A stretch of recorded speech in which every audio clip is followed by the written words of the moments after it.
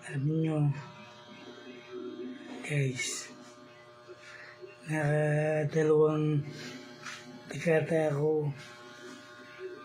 Nagtitinda ako doon ng tao. Nakatlong kapitan ako. Tatlong kapitan. Ang unang kapitan, last term, napasok ako doon.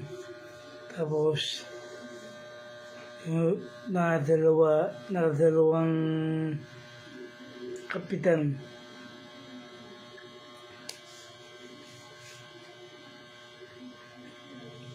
Nakadalawang dekada ako. May higit. Kasi nung nagtinda ako doon, 15 anyos na, 16. Pero 15, may extra na rin ako magtinda dati.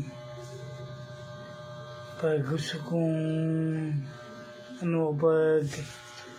pag walang pasok,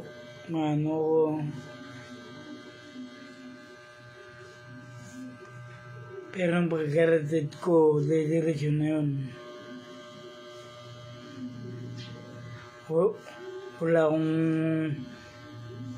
naging kakawin doon.